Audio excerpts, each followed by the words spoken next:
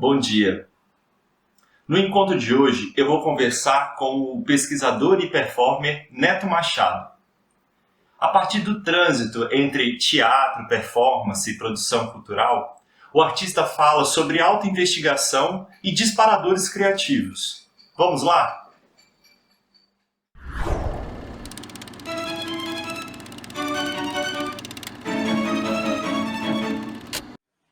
Olá, Neto. Neto, primeiro eu quero muito agradecer a sua presença. Você é uma figura extremamente importante aqui para o nosso universo baiano, para o nosso universo brasileiro da prática contemporânea. Você junto com o Dimente, com o pessoal, com o grupo, e com o grupo de produção, com o grupo artístico, né, com esses envolvimentos todos, tem uma rede de contatos, uma rede de construções que vão muito além de tipos de linguagem, né, de construções, de uma teoria única, né, e isso é muito, muito bonito de ver como que vocês constroem sem fronteiras essa prática artística. Por isso, sua presença e a conversa contigo, além de você ser um querido, é algo muito importante para a gente. E eu queria puxar, fazendo a primeira pergunta, que para mim é a pergunta-chave, né? Por que você faz arte hoje? Né? O que te leva a fazer arte hoje? Bem, vamos lá. Primeiro eu queria agradecer também o convite, fico super feliz de estar aqui, assim, porque eu acho que tem a ver com essa resposta. Porque eu sinto que esses ambientes de formação e eu acho que todos, né, todos que a gente pode considerar de formação livre, cursos de teatro, né, são importantíssimos e são assim, o lugar onde a gente consegue uma capilaridade, uma construção de uma rede mesmo, que eu acho que é importantíssima para o que eu acho que tem a ver com a minha resposta aqui de por que eu faço arte, assim. Porque tem um lugar que, para mim, especificamente, fazer arte não está descolada, pelo contrário, está completamente junta de uma construção de mundo, né? De um pensamento de construção de um mundo possível. Tem uma pensadora, Walida, que ela escreve sobre ficção científica, escreve sobre literatura, e ela é muito interessante, e ela escreve sobre a ideia de ficção científica como uma possibilidade de imaginar mundos que ainda não existem. E aí ela fala dos movimentos sociais como ficção científica, como possíveis ficção científica. Né? Então ela fala, por exemplo, desse mundo, um mundo onde não exista racismo, um mundo onde não exista misoginia, um mundo onde não exista homofobia. E são mundos que não existem. Né? A gente nunca viveu esses mundos. Então eles são mundos de uma ficção. E isso não quer dizer que eles estão descolados dessa realidade, né? Ao criar essas ficções, a gente está tentando fazer com que elas existam. Então a gente só consegue produzir mundos que a gente consiga imaginar, que a gente consiga criar o que a gente está chamando aqui de ficção.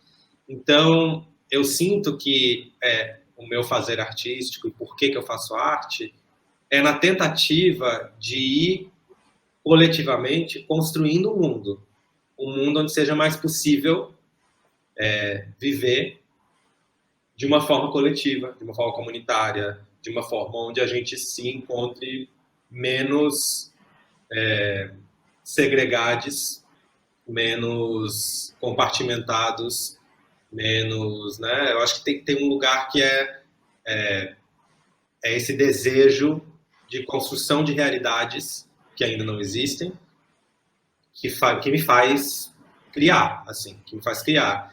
Tem uma amiga também, uma artista e professora do IAC, da UFBA, Sheila Ribeiro, que ela produz coisas interessantíssimas tal, e ela foi assistir uma aula dela, e ela estava dando uma aula na época na USP, e ela tem uma relação muito forte com moda, então ela dava aula no curso de, que eu não sei exatamente como é que se chama, se é um curso de moda especificamente, mas é moda, corpo, tecnologia, um negócio assim. Uma pós-graduação, ela estava dando aula lá, e eu fui assistir uma das aulas dela, e ela apresentou vários desfiles que não estavam especificamente interessados na ideia de roupa, né, de coisas que nós podemos usar cotidianamente. Mas até podemos usar, muitas das coisas que foram apresentadas naquele desfile a gente poderia usar cotidianamente, mas digo, que não estão interessados em produzir uma coleção que venda numa loja do shopping, etc. e tal, mas que estão produzindo uma outra lógica de moda, que é de construção de outras perspectivas de corpo, outras lógicas de olhar para o mundo, né? E aí eu lembro que ela mostrou aquelas coisas para os alunos e falou assim, olha, isso existe no mundo. Então, tudo que a gente for fazer a partir de agora, a gente tem que levar em consideração que isso existe. Não importa se eu vou construir uma camisa para ser vendida na C&A, mas ao construir essa camisa para ser vendida na C&A, eu tenho que considerar que isso existe. Esse tipo de lógica existe, esse tipo de mundo existe. E eu acho que essa é a força da arte, assim, produzir coisas que não tem como deixar de existir, né? Então, depois que aquilo existe, você fala, gente, não tem mais como eu achar que é normal um cara comandar o país do jeito que o genocida está fazendo. Não tem como, porque já existiu outro presidente, já existiu outra presidente que fez outra coisa. E existe atualmente. Então, eu acho que, estou tentando chegar numa conclusão, eu acho que eu produzo arte para conseguir pensar praticamente em proposições de mundos, assim, que eu gostaria que existissem. Até porque também tem uma questão de uma dimensão que é além do raciocínio, né, que a arte, que o corpo é capaz de nos transmitir e que nos parece ser essenciais, né, para a nossa comunicação, né. Eu queria te perguntar uma coisa relacionada a isso, que vocês investem também bastante em formação, né? Vocês têm bastante trabalhos formativos. Inclusive, eu queria muito ter feito a última oficina que vocês propuseram e eu não consegui fazer, mas estarei na próxima. Que eu acho que é bastante interessante, que a forma com que você trabalha e como que essas formações acontecem, elas vão além de um sentido de disciplina da universidade, porque a universidade está muito presa ainda e eu não vejo muita perspectiva futura ainda de desconstruir isso, mas muito presa a disciplinas e vejo muita prática teatral, muitos grupos coletivos também presos a determinadas disciplinas.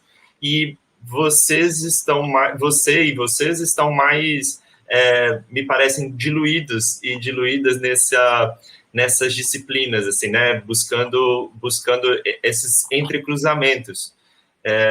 E eu queria que você me falasse sobre como que é essa importância para vocês de indisciplina, né?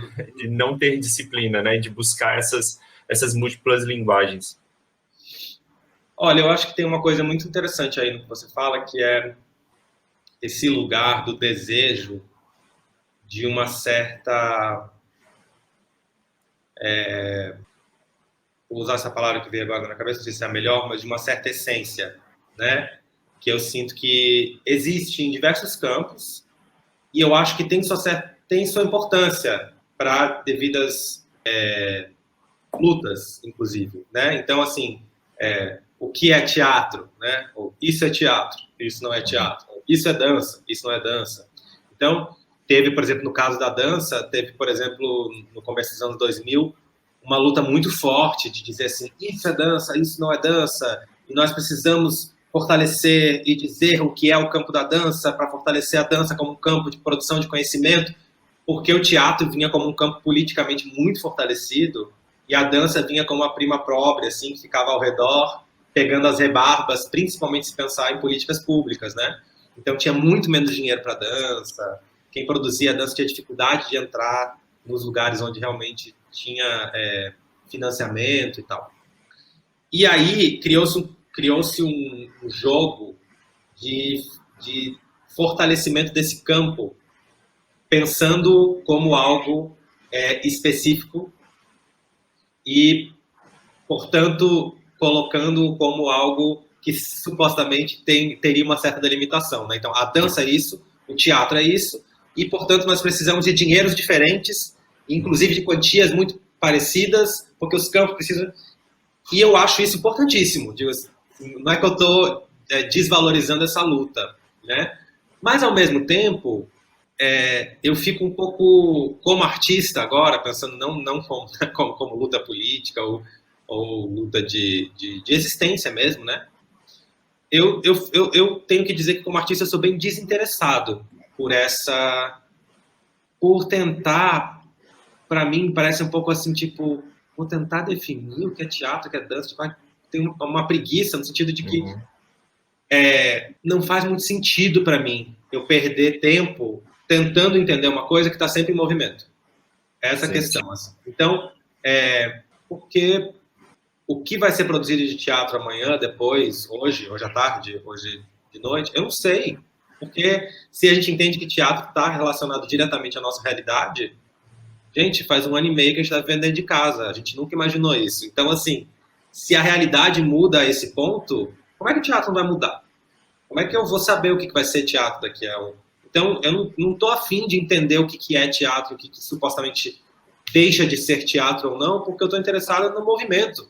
Porque se teatro está interessado na realidade, ele vai mudar. Porque a realidade muda. Então, dizendo tudo isso, eu acho que a cada trabalho que eu faço, e eu posso falar isso em coletivo, eu acho, porque eu sei que as pessoas que trabalham comigo têm um pensamento muito próximo nesse sentido, que é de entender a especificidade daquele trabalho. E aí a gente vai entender que formato ele vai ter, que lógica ele vai ter, que tipo de compartilhamento ele vai ter, porque aquilo é específico daquele trabalho. E não porque aquilo é ou não teatro, ou porque aquilo tem ou não texto, ou porque aquilo tem ou não movimento, ou porque aquilo tem ou não corpo, né? Então, porque senão assim, a gente volta àquela ideia meio bíblica, né? Assim, de que existe um lugar onde isso precisa ter, se não tem, não é. Aí fica essa coisa meio bíblica, assim, do que é. A gente pode pensar, o que é a mulher, né? O que é a mulher? Se tem isso, não é mulher. Se tem isso, é o homem. Se não tem, tipo... Não estou interessado nisso. A gente está interessado em algo que está em movimento, que está se descobrindo, que está móvel e tal. Então, isso chega a extremos, assim, isso não quer dizer que... Porque às vezes parece assim, né? Você fala isso, aí depois parece que a morte ao texto, morte ao... Não é sobre isso. Inclusive, por exemplo, posso dar 2 exemplos aqui muito, eu acho, emblemáticos nesse sentido, que nós fizemos uma peça há uns anos atrás, 2019, Vermelho Melodrama, que é uma peça que parte de um texto dramatúrgico, escrito por um dramaturgo. Esse texto foi mexido e retrabalhado no ensaio, mas pela mão específica de Jorge Alencar, que fez, remodulou o texto todo, mas é a partir de um texto dramatúrgico, um texto de teatro. Uhum. E a peça entrou em cartaz às 8 horas da noite, num teatro com palco, tipo assim, é uma peça com marcação, com 5 atores, assim, tem tudo, entre aspas, das premissas do que supostamente é teatro. E agora, durante a pandemia, por exemplo, a gente estreou um outro trabalho, acho que faz uns meses, que se chama Arquivo Vivo, que é uma peça para Dropbox. Então, é uma peça onde quando você abre a peça, quando você vai assistir a peça, ela é um arquivo na Dropbox. Então, você abre uma pasta, tem várias outras pastas dentro dessa pasta. Dentro de cada pasta tem sons, tem imagens, tem textos, tem fotos. E você passeia como se você abrisse uma caixinha de memórias com cartas, fotos, textos e tal. O que eu quero dizer para mim, Arquivo Vivo é tão teatro quanto Vermelho Melodrama. Uhum. Agora, Arquivo Vivo nasce num contexto pandêmico, num desejo de falar sobre coisas que estão acontecendo e coisas que deixaram de acontecer, num desejo de falar sobre a ideia de memória e como a gente articula memórias. Então, assim, tem especificidades que fizeram Arquivo Vivo ser uma pasta na Dropbox. E tem especificidades que fizeram Vermelho Melodrama ser a peça que foi. E eu eu sinto que no modo como a gente trabalha, tem menos essa preocupação de um modelo ao qual a gente tem que chegar, mesmo antes de começar a trabalhar. Porque tem muito isso, né? A peça de teatro é isso aqui. Então, você trabalha num processo para chegar nisso aqui. E eu acho que para a gente isso não faz sentido. Assim, peça de teatro é o que resultar desse processo. Que nós somos fazedores de teatro. Então, se eu estou dizendo que é teatro, a gente tem que se autorizar a dizer isso é teatro, porque isso é teatro. Nós estamos produzindo teatro hoje. Então, nós temos que nos autorizar a dizer isso é teatro. E o que eu costumo muito dizer para estudantes que estão procurando fazer, né, buscando caminhos do fazer e tal, deixar que qualifique como teatro, não teatro, qualquer outra coisa, depois. Ou deixa para quem vai ler, para quem vai ver, né, para quem vai assimilar aquilo dali, deixa para essas pessoas dizerem o que é. A gente tem que fazer, né? E você toca numa questão importante que eu acho desse processo todo, que é o desejo, né? Uhum. Quando você nasce, quando você constrói algo a partir de um desejo, a partir de algo que te inquieta, algo que te põe fogo, né? Que te desloca, você se constrói ali, você tem caminhos muito distintos para seguir dentro deste desejo, né? A questão é buscar esse desejo, né? Encontrar este desejo, encontrar algo que te inquiete, experimentar essas coisas e, a partir disso, permitir que aconteça o que tiver que acontecer naquela situação, que é bastante similar ao que você está falando da situação pandêmica, né? A gente tem um desejo, se a gente tem um desejo e tem uma circunstância que nos dá limite, né? Como que a gente se desenvolve dentro dessa liberdade possível, né? Dentro desse contorno de limites aí que não nos deixa fazer coisas que a gente gostaria até, né? Total. Tem uma coisa que você falou antes que eu até nem comentei, que é sobre os contextos formativos, né? As oficinas e tal. Uhum. E tem uma das oficinas que a gente ministra, já faz um tempo já, a gente chama de Oficina de Honestidade Artística. Essa que eu quero fazer. Então, que é uma provocação desde o título, de tentar entender, de criar exercícios práticos em que cada uma entenda de alguma maneira, assim, não é que vai sair de lá resolvido, porque isso não tem solução, né? O desejo ele não é algo também fixo, né? Ele é algo móvel. Então não tem como a gente ficar assim, agora eu entendi. Não dá, a gente está mapeando, entendendo e exercitando e praticando. E aí isso vai continuamente, mas tá. Mas a oficina ela é uma prática para que a gente se aproxime mais desse desejo. Que ele não é um desejo, né? Que é para se mais desse desejo, parece que é uma coisa que eu vou correr atrás, não. Mas é tentando mapear as coisas que eu já faço. Porque às vezes tem isso assim, eu não tenho interesse por nada, não sei o que é meu desejo, não sei o que e tal, e passo o dia inteiro fazendo coisas, vendo vídeos no YouTube, lendo coisas, só que porque a gente tem essa predisposição a achar que teatro é uma coisa, a gente às vezes não consegue olhar para as coisas que a gente já está fazendo, já está olhando, já está observando, como possível teatro, né? Então tem um lugar também de o que a gente já está fazendo, o que eu já estou lendo, o que eu já estou falando sobre, o que eu já estou engajada, o que eu já estou ali movendo.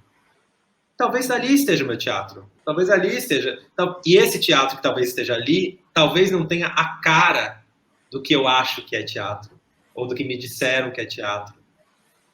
Mas talvez aí estejam possíveis novos teatros, né? Então, o que a gente trabalha muito nessa oficina de honestidade é como que a gente faz para chegar cada vez mais perto da nossa especificidade, né? Se é uma peça para Dropbox, ou é uma peça para o YouTube, ou é uma peça para teatro.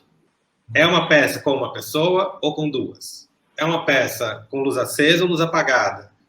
Esse é o nosso trabalho, é isso que a gente fica fazendo o tempo inteiro, assim, não, é luz apagada. Porque, poxa, não, mas aí acende não, são decisões que a gente chama, né, muito nessa oficina, a gente insiste nessa palavra, que são composições. O que a gente faz é composição. E essa palavra que a gente divide, né, ela é composição. Então, o tempo inteiro a gente toma posição. A gente escolhe, é em pé ou é sentado? É falando ou é em silêncio? É o tempo inteiro. E aí, essas escolhas, elas vão compondo, elas vão determinando certas posições. Posicionamentos que são estéticos, poéticos, políticos, né, de diversas ordens. Então, o tempo inteiro a gente está compondo, compondo. E aí a gente está entendendo que tipo de composição nos interessa, quanto mais a gente consegue praticar e quanto mais a gente consegue pensar sobre nossa prática enquanto pratica, é o tempo inteiro, né, assim, mais a gente vai entendendo que tipo de composição nos interessa. Ah, eu estava fazendo essa composição aqui porque, na verdade, eu achei que era que o festival ia gostar. Uhum. Mas aí não é o que eu queria fazer, na verdade. Era porque eu queria também circular no festival. Ah, mas se eu fizesse aqui... Ah, e a gente vai entendendo de onde vem essas demandas, porque são demandas mesmo que a gente vai acumulando, né? A peça que minha mãe vai gostar, a peça que meu pai queria que eu fizesse, a peça que meu professor falou que é legal, a peça que vai me dar 10 na disciplina, a peça que vai me levar para o festival, a peça que vai fazer eu ganhar o Braskem, a peça que vai... são milhões de demandas, para além da demanda do que eu desejo fazer mesmo. Então, tem um lugar que não é limpar essas demandas, que, né, essas demandas elas sempre vão existir e a gente vai lidar com elas, mas é entender aonde eu me posiciono mesmo, ó, compondo. Composição, onde eu me coloco no meio de tudo isso. Eu vou voltar, depois eu vou querer voltar nessa questão do desejo, dessas questões embrionárias, mas é porque eu acho que é interessante falar de como, porque você e vocês têm uma relação muito próxima com a produção, né? Vocês se colocam como produtores e produtoras também. E que eu acho que é a grande deficiência, talvez, da nossa formação universitária como artista, né, como teóricos das artes, é a ausência de uma formação como produção, né? E artista que não produz é um problema, né? É um problema porque as possibilidades, né? O mercado ele já é extremamente agressivo, violento, para quem não sabe produzir ou quem não tem esse interesse por uma produção, isso se torna ainda mais violento e mais silenciador, né? Acaba impedindo mais essa circulação e esse desenvolvimento. E eu queria que você falasse um pouco sobre essa relação desse olhar produção para o próprio fazer artístico, que você acabou falando aí em alguns momentos, né? Que a gente, quando a gente passa por esse olhar ele afeta o próprio desenvolvimento, né? Dos grandes cenários, né? Para mim, quando eu comecei a me envolver com as questões de produção e eu via projetos que eu estava envolvido que tinha um grande cenário, eu falava, meu Deus, quantos caminhões que eu vou precisar para realizar isso, né? Então, como que vocês trabalham, como que vocês pensam e tem uma outra questão aí dentro dessa questão da produção, que é a questão do edital, que a gente estava falando sobre as coisas das disciplinas, né, do que é isso, né, se é dança, se é teatro, se é performance, o que é. Os editais, eles são, embora hoje a gente já tenha aí bons exemplos de diversidade de editais abertos, né, feito por artistas, pensado por artistas, mas o edital ele ainda é um problema, né, porque ele ainda nos coloca dentro de caixinhas, dentro de estruturas. Então eu queria que você me falasse um pouco sobre essa visão artista-produtor que é necessário, né, que se constrói aí dentro do projeto do seu trabalho. Vamos lá. Muita coisa. Eu vou falando, aí você vai tentando. Eu vou anotando e vou. Listar e falar, esse aqui, porque senão talvez eu me perca, mas eu vou lá e a gente vai construindo.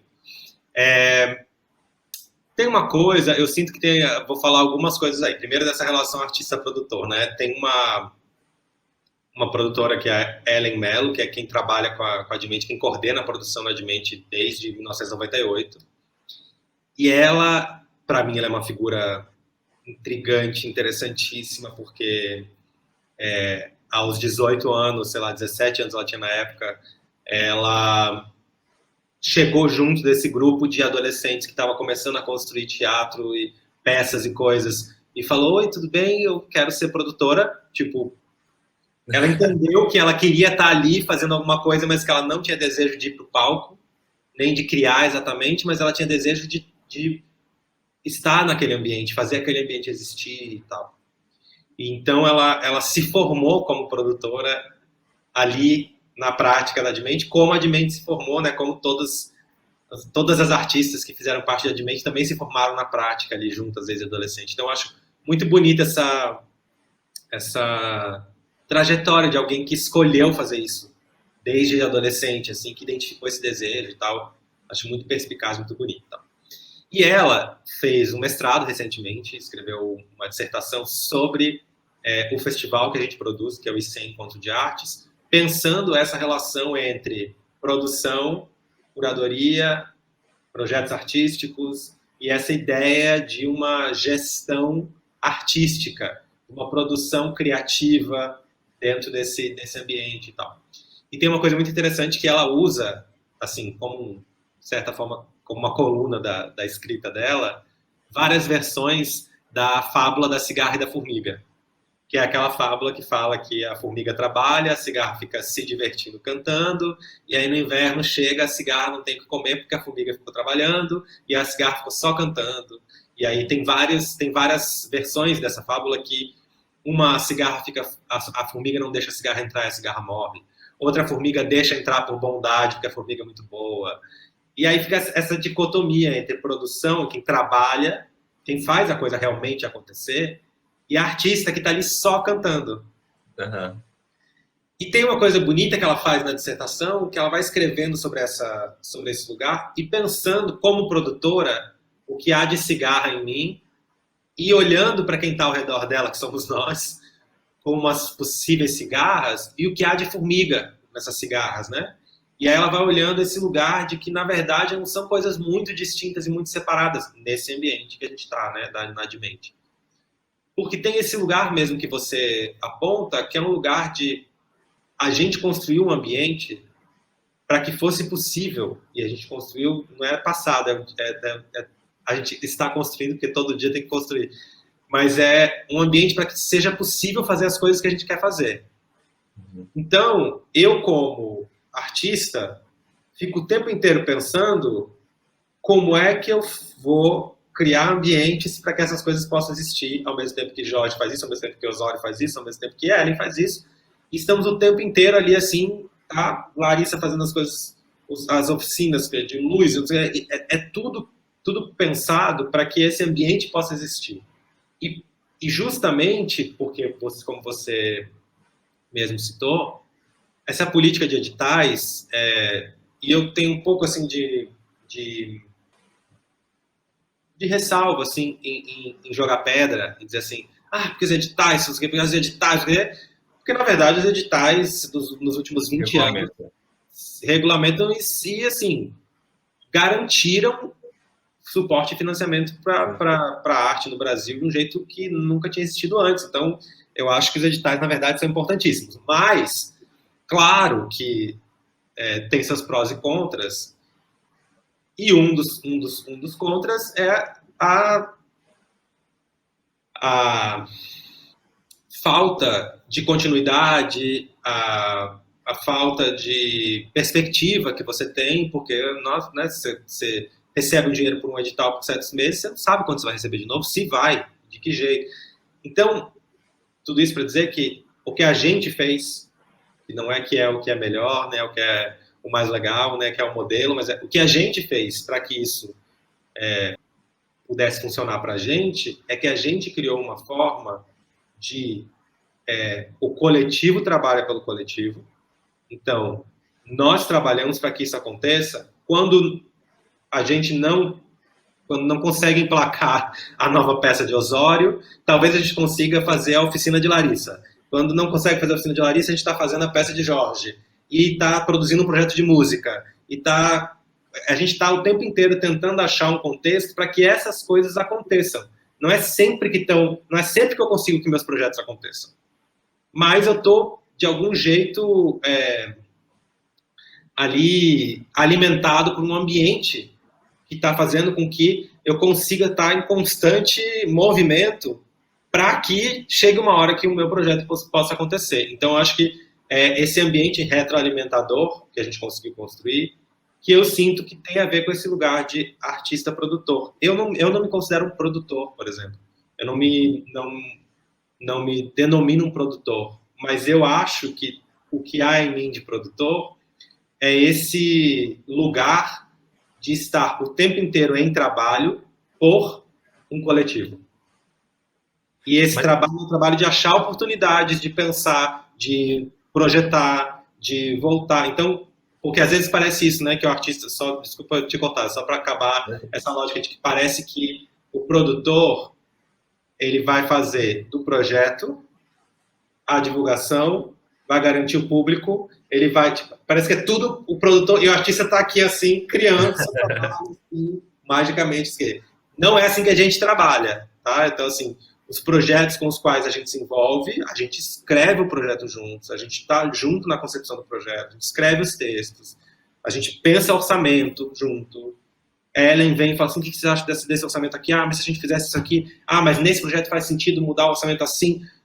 Isso tudo faz parte, inclusive, para que a gente... Isso já é criação, né? Isso já é criação. Quando eu projeto a coisa, quando eu penso que tipo de orçamento ela vai ter, quando eu penso que tipo de lógica ela vai ter, isso já é criação. Isso já vai levando a entender que tipo de composição eu já estou compondo, né?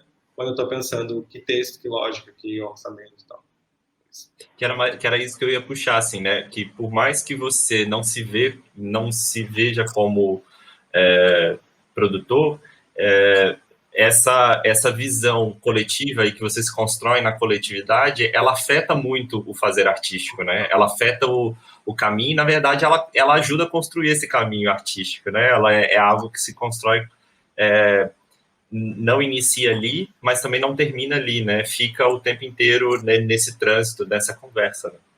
Total, porque tem um lugar que eu sinto muito isso, assim, nas conversas que a gente tem na oficina de honestidade, assim, que às vezes a gente cria internamente CNTP, acho que é o nome, que é aquelas condições normais de temperatura e pressão, que é tipo assim, quando chega naquelas questões de física e fala assim, qual a velocidade que vai cair o objeto na CNTP? Tipo, a CNTP, ela só é construída em laboratório, ela não existe. Baco, né? Ela não existe. Então tem um lugar que, tipo, a CNTP, ela não existe. Às vezes a gente projeta um espaço, assim, que eu vou conseguir criar a minha peça quando eu tiver dinheiro, um espaço para trabalhar, muitas pessoas, uma equipe de produção, uma sala não sei onde, um cenário com 3 caminhões. Essa situação não existe. É você que tem que criar, caso você ache isso muito importante para você. Você acha fundamental ter um cenário com 2 caminhões? Então, você vai ter que batalhar por esse contexto, para ele existir. Porque ele não existe. Assim, e isso para qualquer coisa. Porque, às vezes, também, os artistas, tem muitas pessoas também, não, estou dando exemplo de oficina de identidade só porque que falam assim, eu não sou produtor, não sei resolver minha vida, não sou igual a você, eu trabalho 8 horas por dia, sou funcionário público, sei lá, não sei onde, e faço minha peça à noite, não sou igual a você, não tem esse tino de produção. Eu falo assim, gente, você passou no concurso público, você estudou, você passou no concurso público, você está trabalhando 8 horas por dia num lugar para garantir sua grana, para você fazer teatro à noite. Tem um lugar que essa é a sua produção, esse é o seu jeito de resolver toda uma lógica para que você faça o que você quer fazer. E isso não quer dizer que isso é o jeito mais legal, menos legal, mas você queria mesmo ficar sem salário, sem saber se vai receber, para tentar projetar um novo programa? Porque é assim que se vivem os artistas que fazem trabalhos a partir de editais públicos. Então, assim, tem um lugar que são escolhas mesmo, assim. Não, eu vou investir no curso de concurso, vou estudar, vou passar, vou trabalhar no concurso, vou ter salário todo mês e vou fazer teatro à noite. Massa! Esse é um jeito de resolver. Não é o melhor, não é o pior, mas é um jeito de você entender essa relação entre dinheiro, salário, desejo, etc. e tal. Então, é só porque às vezes parece que há um jeito, né? Então, é isso que eu queria só assim liberar, né? Às vezes parece que há um teatro, às vezes parece que há um jeito de produzir. Não, você vai produzir do jeito que você achar que faz sentido para o que você faz, né? Então, Porque esse pensamento de que existe um lugar perfeito, de que um dia eu vou ter todas as condições, esse lugar não existe. E a gente também está numa situação, na verdade, a gente já vive essa situação há bastante tempo, né? E a pandemia ela só fez aumentar isso, que é uma situação de miséria muito grande, né? As pessoas têm que comer, né? A gente só consegue pensar em né, todas essas discussões que a gente faz sobre criar, sobre fazer teatro, fazer arte, fazer como qualquer coisa, produzir, só é possível depois que a gente consegue comer, né? Que a gente consegue se alimentar, garantir isso, né? E o meio artístico, assim como outras profissões, a gente está numa situação de risco de não conseguir comer, né? E tem que se virar dentro desse campo. Mas essa relação com a produção me lembra muito a relação com a tecnologia. Quando né, eu dei aula bastante sobre educação e tecnologia e tal, e é muito comum as pessoas falarem, né, chegar dentro de sala de aula, sobretudo nas aulas com professores e professoras né, que já estavam há muitos anos no ensino e tal, falar assim, eu não sei lidar com a tecnologia, tecnologia é muito complicado, eu não sei lidar. Né? Aí eu falei, tá, mas quando você comprou o seu último micro-ondas? Comprei ano passado. Você sabe usar, não sabe? Sei. Quer dizer, é muito uma questão de vontade de também, né? De desejo, de se instrumentalizar dentro desse caminho. Então, produzir, eu certamente, quando eu for produzir, eu vou cometer muito mais erros do que vocês, porque vocês estão ali na ativa já há mais tempo, sabendo e entendendo mais esse mercado. Mas é a partir do desejo que a gente vai aprendendo, que a gente vai construindo isso. Né? E às vezes tem esse lugar também que eu sinto em tudo que a gente faz na vida, não só na produção, mas acho que a produção é um bom exemplo, que é esse lugar de mas se eu fizer eu não vou fazer igual a vocês, ou não sei o que, etc. Mas assim, Ellen também já teve 17 anos e já foi uma produtora que ficou testando coisas, assim, e ela foi entendendo coisas que funcionaram para ela. Então, o que é ótimo que a gente faça, por exemplo, cursos de produção, ou cursos de formulação de projeto, cursos para a gente ir entendendo, eu acho massa, acho indispensável, assim, você ir atrás do conhecimento, mas também tem um tempo de você entender o que desse conhecimento funciona para você, o que desse contexto funciona para você, aonde você se encaixa nesse lugar. E vou da produção para o teatro também, né? Para composição artística, que eu acho que tem a mesma lógica nesse sentido, né? Que às vezes você fala assim, poxa, mas eu não vou fazer não sei o que igual meu professor, ou igual aquele diretor, ou igual aquela... Que bom, né? Que bom, tipo... E você vai ter seu tempo de achar o que você vai fazer e a sua lógica e construir coisas que, inclusive, aquela atriz, aquele diretor não fariam, porque só você fez depois de não sei quanto tempo. Então, tem uma coisa que é também respirar um tempo assim, e eu sei que dá uma ansiedade às vezes de, poxa, mas eu não vou fazer tão quanto, não vou fazer, mas não é sobre essa comparação, porque essa pessoa ela tá fazendo isso há 20 anos, então, e ela achou o jeito dela de fazer aquilo. Então, vai achar o seu, você vai achar o seu, só ter... Escute, aí eu queria voltar lá na questão do desejo, que eu estava falando desse embrião, e eu queria saber um pouco sobre como que você constrói esse primeiro passo, sabe? Esse primeiro passo para a construção da ação, né? Não sei se ele parte de uma racionalização, de um pensamento, ou se não, ou se é experimento. Eu queria saber como você constrói, como que você, né, induz aí essa construção dentro da própria oficina, né, que você falou, da honestidade também, creio que vocês devam passar por isso, e creio também que seja o caminho com que você construiu o Kodak, né, o que você construiu os elementos lá de um espetáculo que embora talvez não seja claro para quando a gente vê, mas me parece ser extremamente autobiográfico ali, né, extremamente autorreflexivo o tempo inteiro. E aí eu queria que você me falasse sobre esse primeiro passo, né, que é uma grande angústia para quem está começando aí nesse processo das artes contemporâneas e tal. Eu queria que você me falasse, e depois a gente podia falar um pouco sobre essa relação de diretor, né, da espera de um diretor, talvez você até consiga relacionar dentro disso, que dentro do trabalho de vocês tem a figura de direção, né, ela não deixa de existir, mas ela não é necessariamente o condutor o tempo inteiro, né? O processo ele me parece ser mais colaborativo do que hierarquizado, ou até mesmo diluído, né? E aí eu queria que você me falasse sobre esses caminhos. A gente pode começar a falar sobre o embrião, sobre o primeiro passo, e depois amarrar com essa questão da... Eu acho, eu vou tentar não ser vago, tá? Vou tentar ser bem concreto, assim, porque eu acho que isso ajuda. Mas, ao mesmo tempo, tem umas coisas que talvez precise. Vamos lá, vou falar e depois a gente tenta ser concreto. É porque eu acho que tem um lugar que eu falei quando eu falei da oficina de honestidade, que eu reforço aqui, que tem a ver com especificidade. E isso é difícil porque tem a ver com uma autoinvestigação. Por isso que eu estou dizendo, pode parecer vago, assim, tipo, meu Deus. Não, mas não é. Não é, é bem concreto, assim. Tem a ver com uma autoinvestigação, tem a ver com a gente chama na oficina de honestidade, exercícios de autoescavação, que é tentar entender mesmo ali, ó, o que te interessa, o que te interessa. Porque, às vezes, essa coisa, ela é um tema, né? Estou usando bem entre aspas, assim. Às vezes é um tema. Então, assim, digamos assim, eu não paro de ler coisas sobre a brutal chegada dos portugueses ao Brasil, sei lá.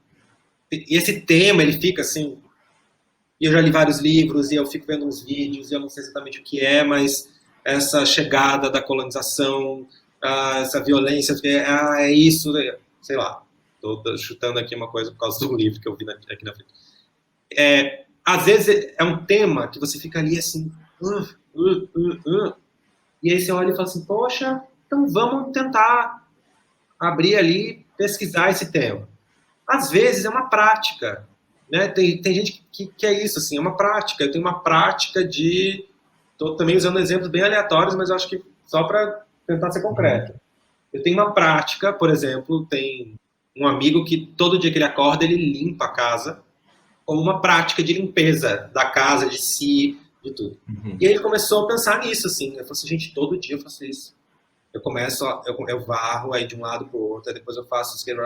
E ele começou a entender que isso era uma prática dele, diária, e ele começou a investigar. Ele começou a falar assim, gente, práticas de limpeza, práticas diárias de limpeza. E isso virou uma investigação de práticas de limpeza físicas, energéticas, etc., que se transforma num processo criativo de uma obra possivelmente teatral, compartilhada, etc.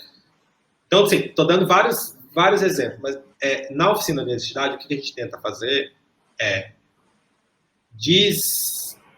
hierarquizar essas coisas, porque, de novo, a gente previamente tem uma ideia do que pode, o que é isso? Tem essa ideia. O que é e o que não é teatro, que é uma coisa que a gente carrega. Inevitavelmente, a gente aprendeu o que é o que não é teatro. E a gente tenta fazer assim na oficina de honestidade, tentar, tipo, limpar esse óculos. E tem o que é um pouco mais abrangente que isso, é o que pode vir a ser teatro e o que não pode vir a ser teatro. Então, aí entram todos aqueles binômios bizarríssimos que a gente fica ainda segurando, que é profundo versus superficial, cultura erudita versus popular. Então, todas essas, né, essa relação, assim, então, tipo, a obra de Shakespeare pode ser teatro. Agora, a prática de limpeza diária que eu faço comigo não pode ser teatro, porque é menor ou é menos importante. Então, tem uma subdivisão mesmo, assim, que é concreta, real. Tipo, a gente observa isso no dia a dia e tal. Tá, tudo isso para dizer que esse desejo, esse lugar, não tem como alguém vir e falar assim, é isso, ó, é isso aqui, e apontar para você e dizer, porque isso é um exercício, uma prática de escavação nossa, né, de cada uma. Agora, o que a gente pode fazer é estar junto nessa prática. Então, por exemplo, na oficina de honestidade, a gente faz alguns exercícios que nos ajudam a entender, assim, tipo, isso aqui, isso ali. vou dar um spoiler, assim, por exemplo, de 3 exercícios rápidos que a gente faz no início, só como se fossem, assim, que a gente chama de disparadores, exercícios disparadores. Então, a gente faz um exercício rápido que é, assim, em 2 minutos, você pensa numa peça que você gostaria de ter feito. Que você olhou essa peça e fez assim, porra, eu queria ter feito isso. É muito incrível, eu queria ter feito. Aí você performa uma cena dessa peça. Assim, rápido, a primeira coisa que veio, tá? Aí depois, o seu exercício é você pensa numa peça que você teria vergonha de ter feito. E aí você performa com a mesma intensidade que você performou aquilo que você gostaria muito de ter feito.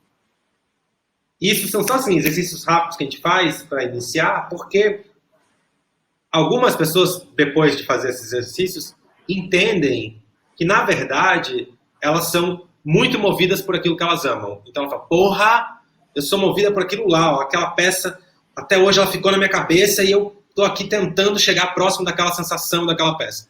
E outras pessoas entendem que, na verdade, elas são muito mais movidas por aquilo que deu vergonha, por aquilo que elas odeiam, que elas detestam. Elas falam, gente, eu odiei essa peça. E isso que me move a fazer uma outra peça, porque isso me deu tanto, né, tanto gente, tanta área, que eu vou precisar fazer uma coisa por isso. Então, isso tudo para dizer que, às vezes, a gente é movido pelo amor a alguma coisa, por uma coisa que admira, mas a gente é movido, o desejo está num lugar de repulsa também, de resposta a uma repulsa enorme. Então, o que eu quero dizer com isso é, não tem exatamente como a gente identificar pelo outro, porque isso vai ser muito específico, muito pessoal. O que a gente pode fazer é juntos ir praticando e entendendo até chegar num lugar.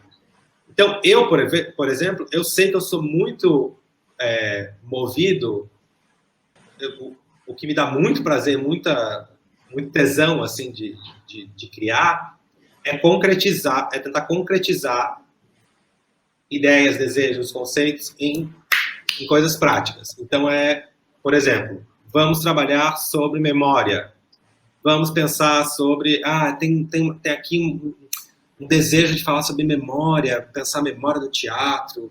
Porra, peça para Dropbox. Vamos fazer um arquivo vivo, que o público possa mexer do jeito que quiser. Que agora, tipo, essa composição que traz para a prática esses pensamentos, esses desejos, é o que mais me dá gana, assim.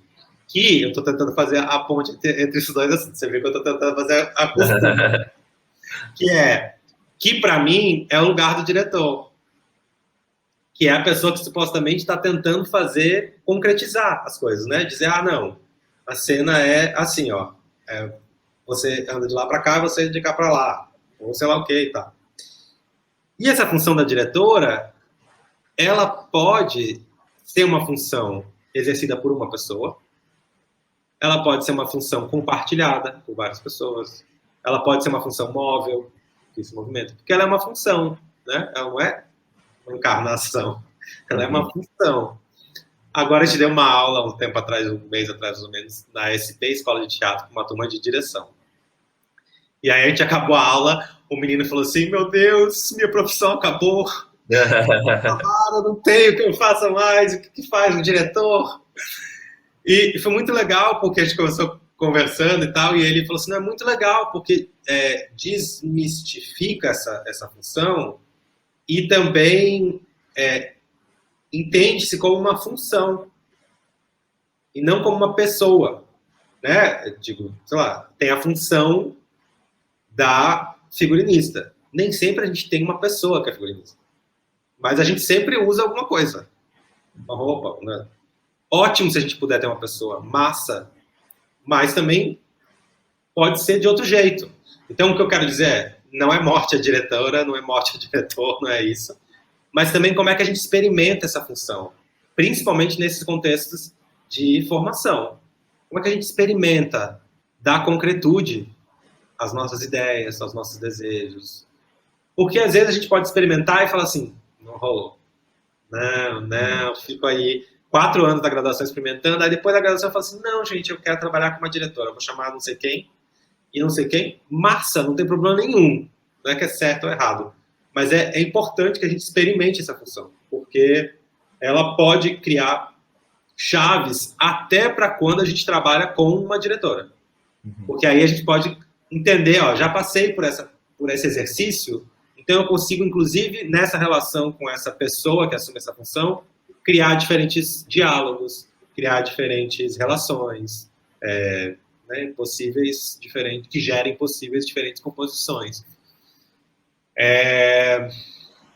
Então, como é que eu vou...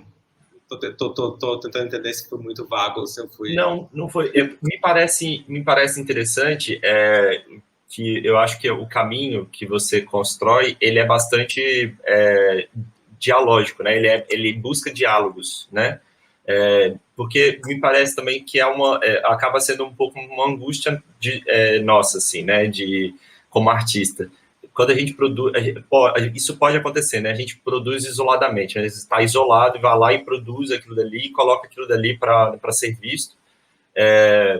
E às vezes, muitas vezes também não está aberto a discutir sobre o que foi visto, né? Se isola completamente. Isso pode acontecer, né? Mas me parece que quando você constrói essa dimensão dentro da sua prática, dentro da prática das pessoas que te circulam, e né, a sua visão do fazer, ela pressupõe diálogos, né? Não necessariamente diálogos com um diretor ou diretora, mas diálogos entre artistas, né? Pensando que a criação, que as proposições, elas se constroem nesse diálogo, né? Se constrói é o produto disso, né? Não é o que eu proponho, não é o que o outro propõe ou outra, mas do que o resultado dessas discussões, desses embates ou dessas convergências que gera esse produto artístico que não pertence mais ao artista, a um artista em si, né? Mas a esse coletivo pensante ali, que tá, pensante corporificante, digamos assim, né? Que está envolvido. Total. Tem essa lógica, assim, né? Porque eu sinto que, por outro lado, por esse lugar de especificidade, pode soar um lugar de solidão. Uhum. E pode soar também um lugar de assinatura individual. Então, às vezes, a gente fica assim, ache seu desejo, cria sua... Não, quem é você como artista? Nossa, quero ver, Matheus, vai, Matheus, não fique mais em função de diretores, crie o seu, Matheus... Aí a pessoa parece, meu Deus, tipo, peso o mundo nas minhas costas, né? Tipo, Ave Maria, eu. E não é sobre isso. Não é sobre o isolamento, nem é sobre a solidão, nem é sobre... porque é sobre construções de lógicas. Não é construção de uma coisa.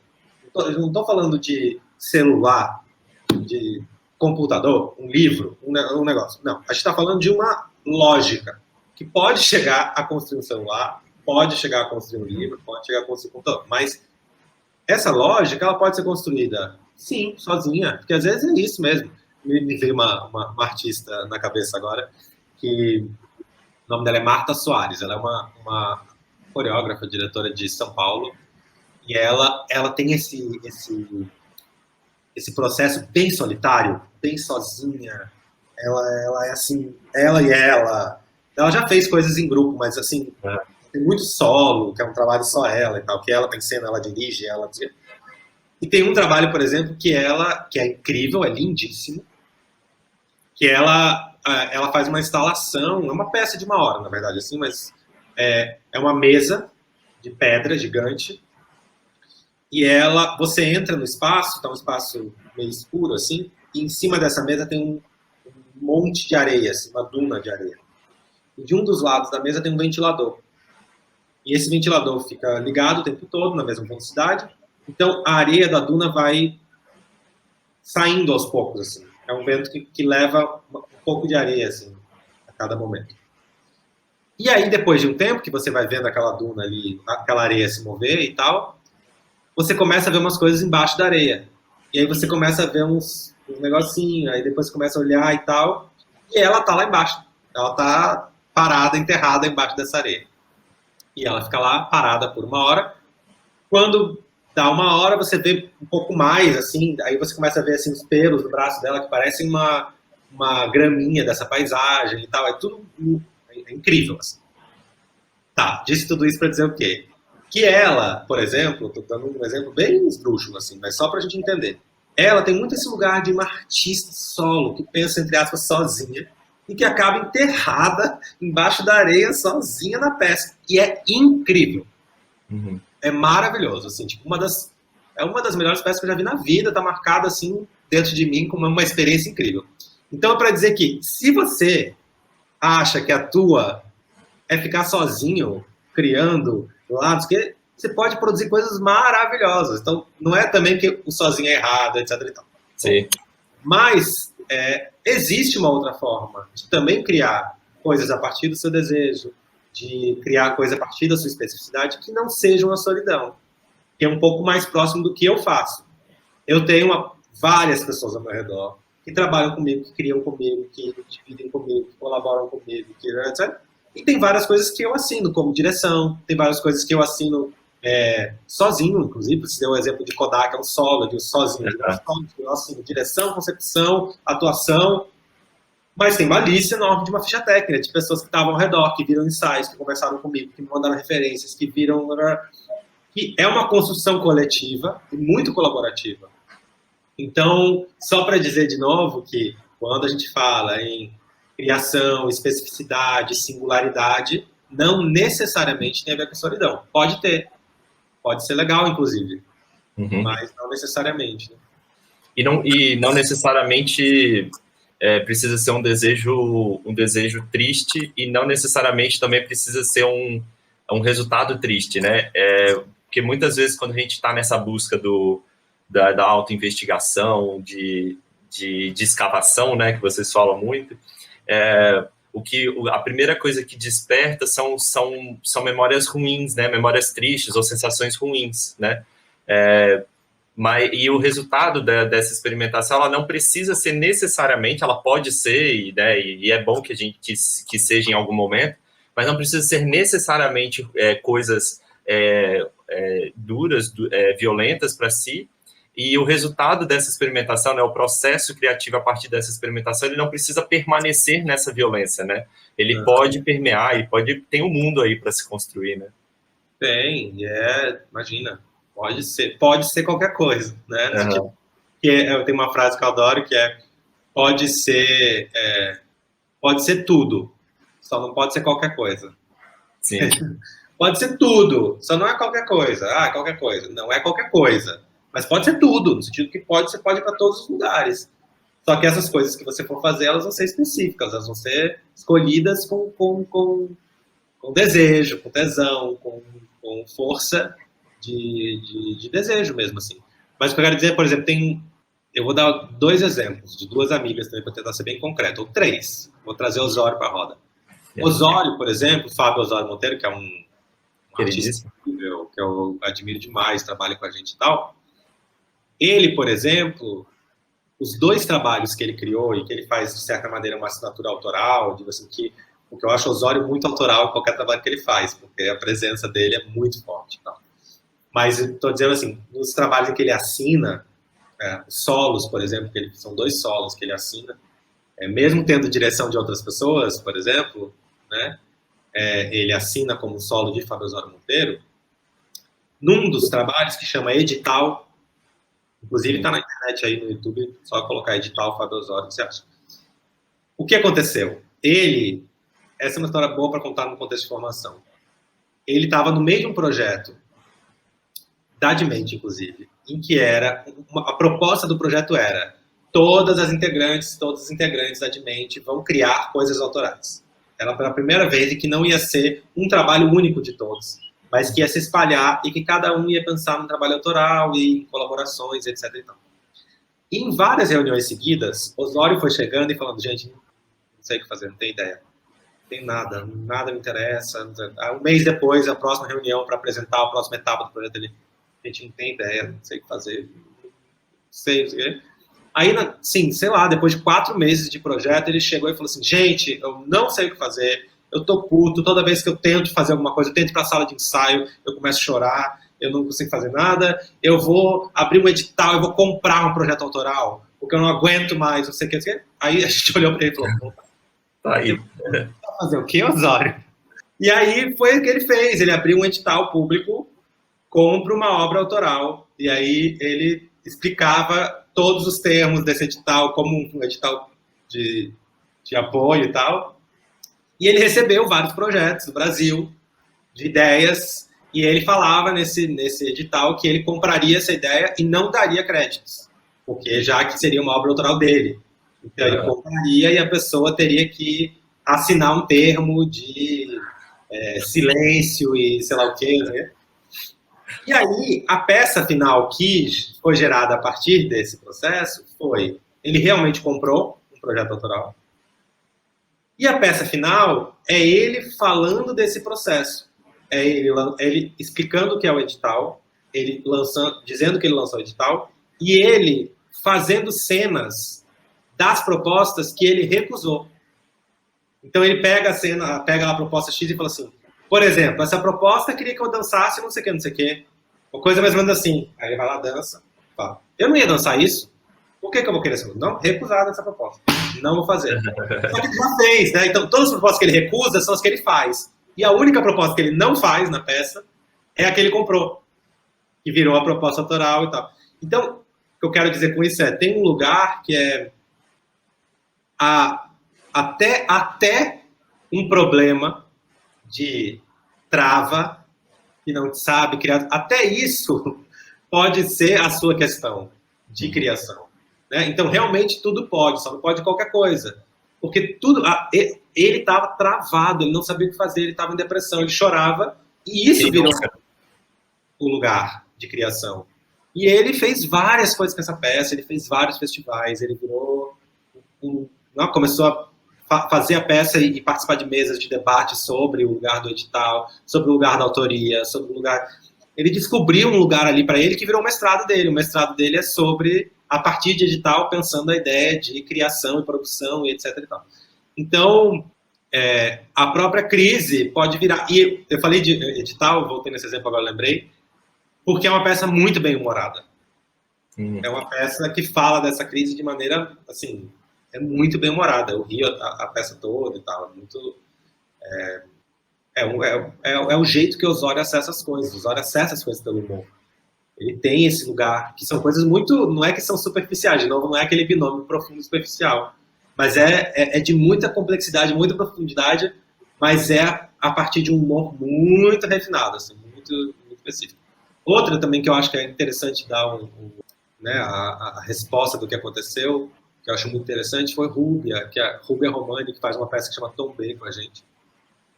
E ela também super entrou numa crise de não saber o que fazer, etc e tal, barararará.